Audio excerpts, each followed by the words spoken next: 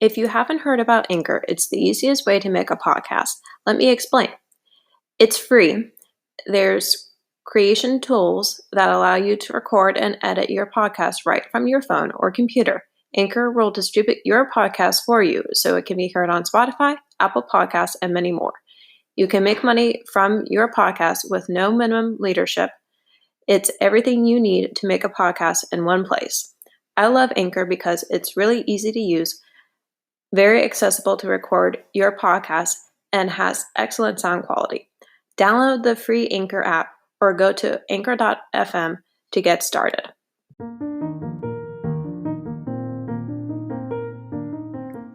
Hello, I am Jennifer Lynn Bursell, aka Evertunian Butterfly, bringing to you a Living with an Invisible Learning Challenge, where we will discuss the challenges and triumphs of those with NLD. I don't know if you're a new listener or not, but I would like to share with you where I get most of my articles for this podcast. I've recently learned about a nonprofit that I would really like to help. It's the NVLD Project. In addition to doing research on NVLD and working to get it back on the Diagnostic and Statistical Manual of Mental Disorders, that is the DSM, they provide support groups for those with NVLD. You can find the NVLD Project at www.nvld.org. All proceeds from this podcast and the ads will go towards the NVLD Project. I will include the link for this in the description of the podcast. Please go to livingwithnld.com to learn more about my podcast. Also, I would like to announce that I now have created a YouTube channel for this podcast. I will post the link for this in the description for you.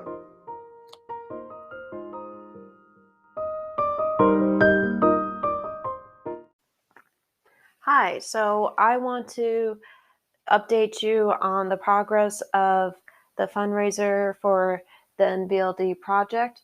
I am at $760 for my fundraiser.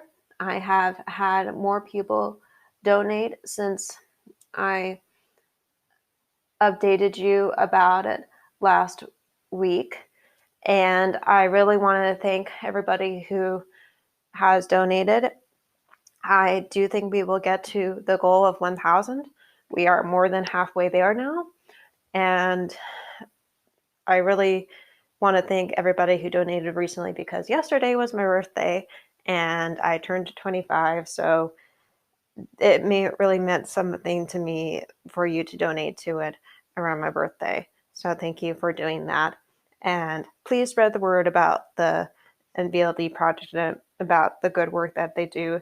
They really do some good work out there with the research that they do and with the blog that they have for people to post things about NLD. Whether you have it or not, you can post things on there. You can be a neurotypical and post something on there about NLD if you want to. So please go to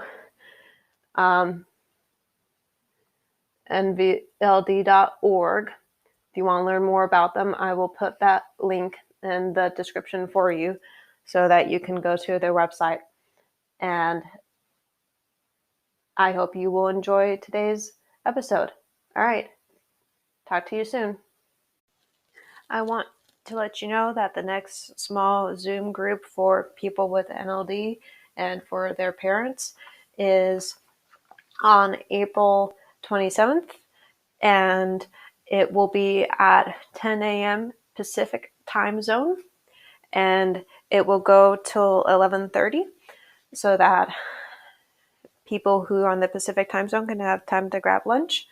And also, the NVLD project is helping me spread word about this. So if you know them, you can email them for the link, or you can email me at livingwithnld@gmail.com for the Zoom link. Thank you. Bye. All right, so today's episode is about not giving up. I've been wanting to talk about this one for a while. So here is an article from the NVLD project about making progress. That's the title, by Shannon. It was written in 2019 on January 10th, quote, Shannon is a homeschool mom of a 10-year-old who has 12 years left to go, and she teaches all levels and all subjects, end quote. All right, so here's a quote from the article. Quote, we were introduced to Disconnected Kids by Dr. Robert Melillo by the pediatric chiropractic. Disconnected Kids was designed to make the therapies taught at Bryan Balance Achievement Centers accessible to families with insufficient funds or who lived too far away from a center. He also listed NBLD in the different diagnoses one might have. His point is that instead of focusing on a child's strengths, they don't need any help, in parentheses, that helpers should focus on strengthening the weaknesses so that the weak side of the brain can catch up to the strong side, end quote. So I can relate to this quote because I was homeschooled too before college, and I think that helped me excel, not only because I had tutors, but because I didn't give up trying to improve and get better at subjects that were challenging for me to do well in, or as in the article, were weak for me when they were talking about the brain. So my parents and brother tried to help me, but they were busy with work. And as my brother got older, he got busier with more homework because he was being homeschooled too. And if you want to know what curriculum we were using K-12. We started when they were founded in 2001, and we were with them until 2013, when my brother, that's when he graduated from college. It was 2009 when he graduated from high school. And 2014 was when I graduated from high school. So 2009 for my brother, 2014 for me was how long we were with K-12. So basically from the kindergarten to the end of 12th grade for me, or from 6th grade to the end of high school for Jonathan, my brother. And so back to the homework piece. It didn't help when I was trying to learn that when my parents were helping me, that I was learning things in different ways than when they had learned it. Or if I was learning the same thing, it wasn't what they had learned, or was completely different things. So they couldn't help me when I got to middle school and high school anymore. So they were like, okay, we're going to get you tutors. So they went to the congregation of my mom's church, because she's a minister, and asked for help. For asking for help for people that weren't good in subjects of mathematics, science, English, and history, so that I could get help that I needed. I probably had at least 15 tutors before I got to college that helped me. And I feel very fortunate because I was able to get the help I needed, and from people that were very good at it. They were either retired teachers or people that were teaching them. But I'm trying not to brag. I'm just sharing because I feel like if I share, maybe some people out there who have children who have NLD will be like, oh, this would be helpful for my kid who has NLD. Or maybe if you know somebody who has NLD, that might be helpful for them. So that's why I'm sharing this. And trust me, I know what it is like to have some help from So go to college time now. I know what it's like to have some help from the tutoring center at colleges, professors, and graduate student instructors there, but not be able to know how to ask for the right kind of help. That was where I was before my diagnosis.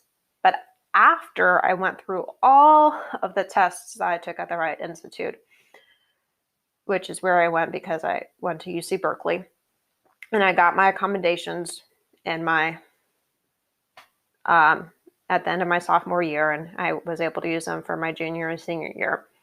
It made it so much easier for me to do well in school because now I knew why things were challenging to me, and I knew what subjects were difficult to me, and I knew how to make myself succeed because I knew what my strengths were and I knew what my challenges were. So I took advantage of that. And I also knew a little bit better of how my brain learned. And I knew, okay, audio is better for me, visual is the worst, and kinesthetic is the next best to audio. So one of the graduate student instructors that helped me the most was Alex, and so did my mom. When I was trying to write essays, they helped with proofreading them and with commenting on them, say you need to change this part, keep this part, because sometimes I couldn't tell what part to change, what part to keep. And they also helped me with it. That's what they helped me with. And also, once I was advocating for myself, it was easier because there was really no pushback from my professors or teachers about the accommodations I needed. And maybe that's because of being in sociology and environmental sciences my minor. Sociology was my major. So, I think that was a blessing. And maybe I had somebody, God, spirit, whatever you want to call it, watching out for me with that. So I'm glad that I didn't have to do much advocation for the accommodations I needed, because I know some people do need to do that. I'm going to take a little sip of water. And that sometimes that when they're running into obstacles with advocating for themselves, it can be really frustrating because then it can be like, hey, I really need this accommodation or accommodations. So here is an article that I found that really describes to somebody who has NLD and to a neurotypical also what it's like on the path to success. It is titled My Path to Success with Nonverbal Learning Disability by Elaine. And quote, in my experience, while these deficiencies were noticeable early, they became more noticeable around the beginning of second or third grade. For example, when your teacher posts artwork in the room, or if you make a Mother's Day project, you become confused about your work is so messy compared to others. Another example is when your parents tend to pick foods that are easier for you to eat. You may be thinking, why can't I have an orange for a snack? And then you remember something as easy as peeling an orange is often a difficult task. End quote. So I can relate to Aline because I've been in those situations before where I was little and I was trying to make something for my family, like family birthday cards, or for other celebrations like Mother's Day. And I remember I used to make the cards open in the wrong direction. And so from right to left, I would do left to right. I don't know why I did that. I just did. And I didn't know it was wrong then. And I also used to have some dyslexic with letters, especially I and E. And there, sometimes I still do this. And obviously I can't say the word dyslexia. I said it then. Like, I was practicing driving recently, and my dad was giving me some good constructive feedback about how to change lanes. He asked me what was the first step to change lanes. I hesitated because I usually don't think about it, I just do it. But if you do have struggle with remembering how to change lanes, there is an acronym for it, SMOG. And SMOG means S is for signal, M is for mirror, and O is for look over the shoulder. I know L isn't in there, but I'm adding it. And G is for go. That's what I was taught in driver's ed. I didn't remember all of that acronym when he asked me. All I can remember was the S, but I flipped the M and the O because I was thinking about it instead of reflecting on what I usually do. But I Googled it when I got home because as I was thinking about his feedback, the more I realized that the way he and I learned were the same with changing lanes. I realized I just didn't remember the full acronym until I was Googling it because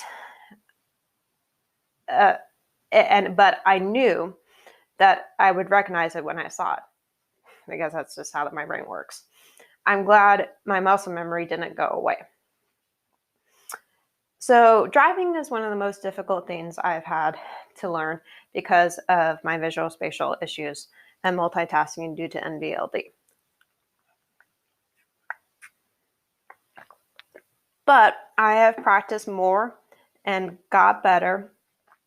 And I've realized that because I've been in a couple of accidents, again, nobody got hurt. I know how to be more cautious and safe, which is good. Because I know I need to do double takes when I do turns in either directions. Doesn't matter which direction the car accident happened in when you were turning. You need to do it you need to do double takes. I do quadruple takes now, meaning look left, right, look left, right again. And I do make sure that my car is not very close to parked cars because that was what happened with my very first car accident. I ran into a parked car. Nobody was in there in the other car, but thankfully. But that one was probably the scariest one because I got knocked out of consciousness for a little bit. And my glasses came off my face and I did not know what happened to them. And when I found where they were, it was like, oh, they're underneath the brake pedal. Are they broken? Thankfully, they were broken. So you live and you learn. And with the first one, it was like, okay, don't take your eyes off the road, Jennifer, even if it's just turn off the radio. Right? Right. In the first place, I shouldn't have even had the radio on because then if I didn't have it on, I wouldn't have to turn it off. Yeah. So back to where I am now with driving. It's still not very easy for me to do, but I'm getting better with it. And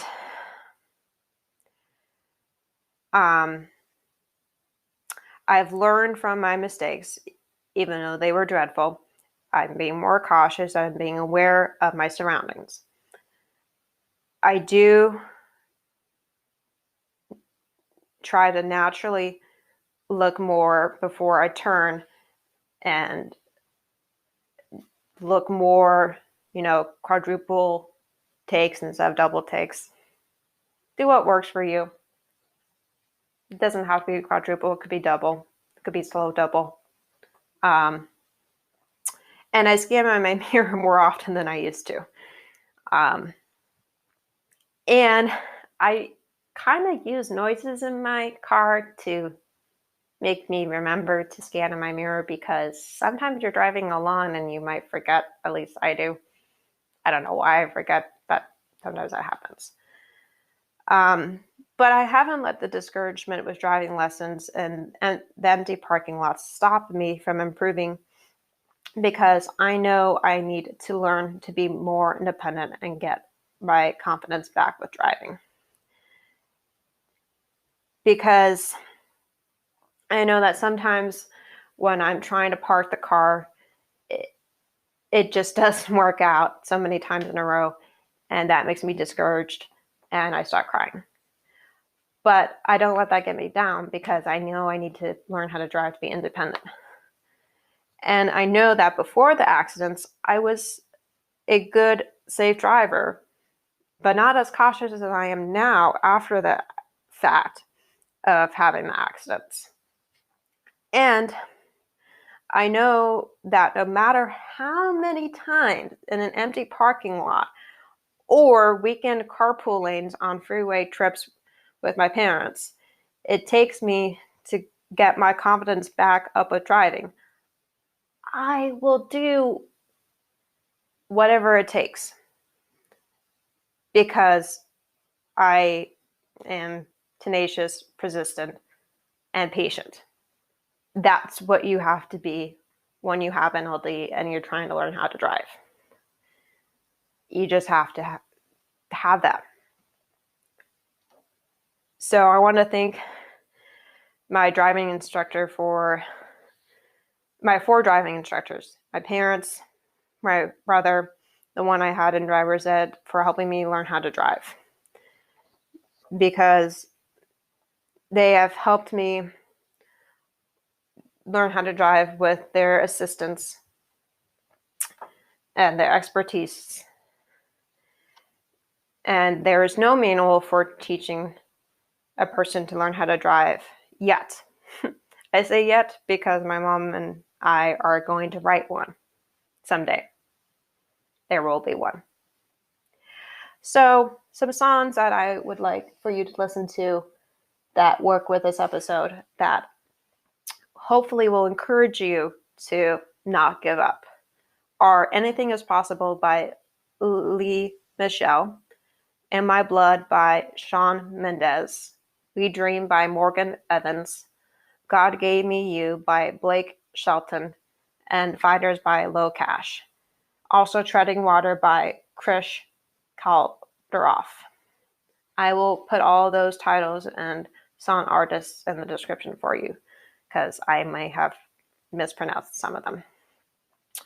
So, whether it's drawing, visual spatial issues, multitasking, fine motor skills, or other challenges that trip you up because of having NLD, I experienced them too. And we still have challenges with these today. But we are fighters and advocates for ourselves and for others, because we know that we need help and that we deserve it. We also know that it is easier to succeed with a village of help rather than no one. Let me repeat that again. We know that it is easier to succeed with a village of help rather than no one. As I wrap up, I would like to hear from my audience. What are the challenges you run into when you get discouraged by the various challenges that NLD and other learning challenges present in your life? If you're listening on the website, please respond on the podcast page on livingwithnld.com. If you're listening on Spotify, please send me an email to livingwithnld@gmail.com with the answer. if you're listening on Apple Podcasts, you can email me the answer, or you can leave the answer in a review, whichever is comfortable for you. Please answer the question to the level of comfortability that you have. Thank you. And thank you for listening today. I will talk to you next Friday. Bye.